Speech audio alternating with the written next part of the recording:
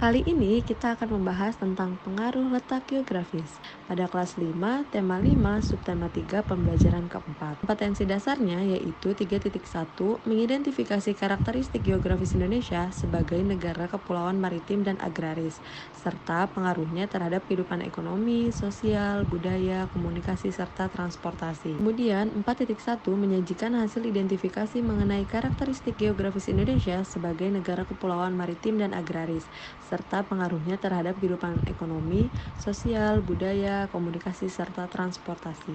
Cara hidup yang dimiliki bangsa kita tidak terlepas dari pengaruh letak geografis. Kali ini kita akan membahas tentang pengaruh karakteristik geografis Indonesia sebagai negara kepulauan maritim dan agraris serta pengaruhnya terhadap kehidupan ekonomi, sosial, budaya, komunikasi, serta transportasi. Indonesia adalah negara yang indah, kaya akan sumber daya alam, dan keanekaragaman budaya. Selain kaya dengan hasil sumber daya alamnya, ternyata negara Indonesia juga dikenal sebagai negara kepulauan dan negara maritim loh. Hal itu dipengaruhi oleh letak geografis negara Indonesia. Apa itu letak geografis? Letak geografis adalah letak suatu daerah dilihat dari kenyataannya di bumi, atau posisi daerah itu pada bola bumi dibandingkan dengan posisi daerah lain. Lalu bagaimana ya letak geografis negara Indonesia?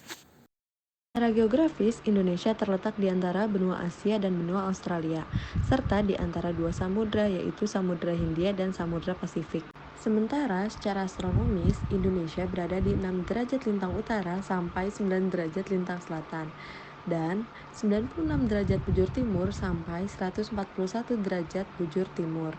Indonesia juga disebut negara kepulauan dan negara maritim loh. Oh iya, aku tahu. Indonesia disebut negara maritim karena luas total wilayah Indonesia adalah 7,81 juta kilometer persegi yang terdiri dari 2,01 juta kilometer persegi daratan, 3,25 juta kilometer lautan, dan 2,55 juta kilometer zona ekonomi eksklusif. Indonesia merupakan suatu negara dengan luas perairan lebih besar daripada luas daratan. Maka dari itu, Indonesia disebut dengan negara maritim. Betul sekali kamu Dimas. Dari Sabang sampai Merauke, Indonesia merupakan negara kepulauan terbesar di dunia. Karena Indonesia memiliki 17.499 pulau. Apakah kamu tahu pulau-pulau terbesar di Indonesia ada apa saja? Aku tahu ada Pulau Kalimantan yang memiliki luas 544.150,07 km persegi. Luas Pulau Jawa yakni 128.297 km persegi. Luas Pulau Sulawesi adalah 174.600 km persegi. Luas Papua yakni 421.991,2 km persegi. Luas Pulau Sumatera berdasarkan data yang sama yakni 473.481 km persegi. Wah, hebat banget kamu Dimas. Oh iya, Indonesia itu memiliki 34 provinsi loh.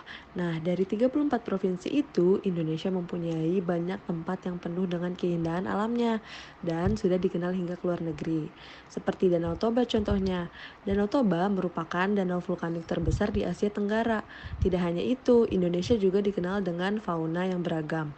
Salah satunya yaitu Komodo, yang dapat kita lihat di Pulau Komodo di Nusa Tenggara Timur. Setiap negara di Indonesia juga punya budaya, adat, dan kebiasaan yang berbeda-beda. Misalnya, setiap daerah memiliki rumah adat, pakaian adat, tarian adat, dan lagu daerah masing-masing. Nah, walaupun berbeda-beda, kita tetap satu, seperti semuanya negara Indonesia, yaitu Bhinneka Tunggal Ika. Kita sesama warga Indonesia harus saling menghargai dan menghormati, karena setiap budaya memiliki keunikannya masing-masing. Indonesia juga berbatasan dengan negara-negara di Asia dan Australia loh. Iya, Tati.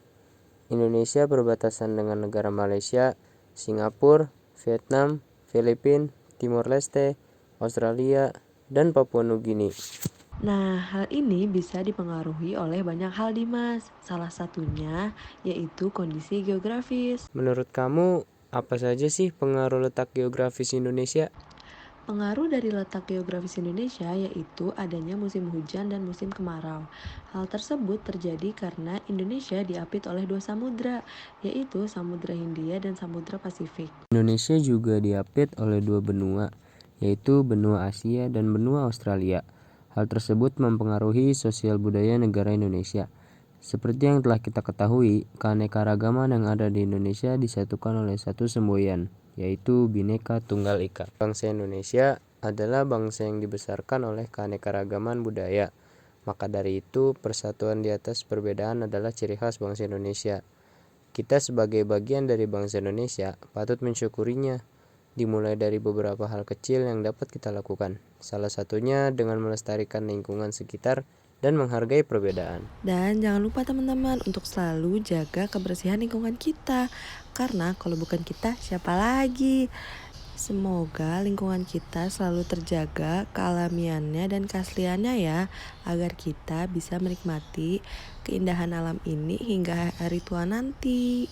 Yuk kita bareng-bareng menjaga dan merawat lingkungan Indonesia yang bersih dan asri ini, baik dari daratan, lautan, maupun alam lainnya.